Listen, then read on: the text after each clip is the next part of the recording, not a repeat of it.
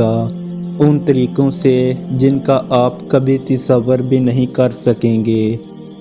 آپ آزمائشوں اور مشکلات سے گزریں گے۔ یہ سب سے مشکل چیز ہوگی جس کا سامنا آپ کو کرنا پڑے گا۔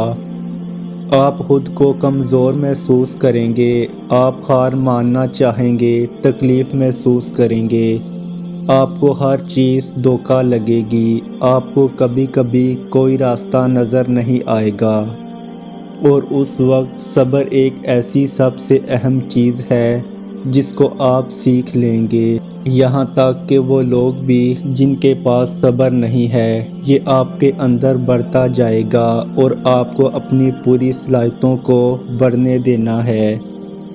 آپ یہ سیکھیں گے کہ صبر ایک ایسی چیز ہے جسے آپ کو حاصل کرنا ہی پڑے گا، اس کے بغیر آپ ٹکڑوں میں پڑ جائیں گے، ٹوٹ جائیں گے۔ صبر آپ کو جینا سکھا دے گا، آپ کو ہر قسم کا وقت قبول کرنا سکھا دے گا، پھر چاہے وہ اچھا ہو یا برا۔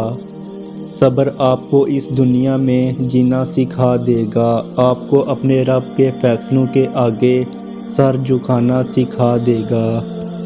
جب تمہارا دل کسی وجہ سے بے چین رہنے لگے تو سمجھ جانا کہ تمہارا رب تمہیں عرش پر یاد کر رہا ہے۔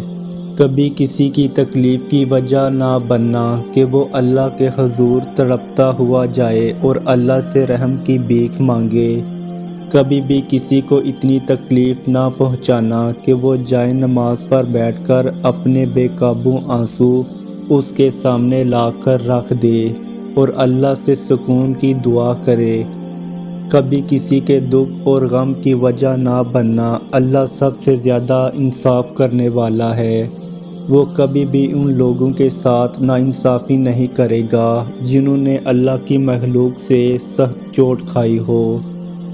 اپنی نیت اور اپنے دل کو ہمیشہ صاف رکھنا، دوسروں کے لیے اپنے دل میں سے نفرت کو باہر نکال پھینکو۔ اگر آپ چاہتے ہو کہ آپ کے ساتھ کبھی کچھ غلط نہ ہو تو کسی کے ساتھ کچھ غلط مت کرنا، یہاں تک کہ اپنے دماغ میں بھی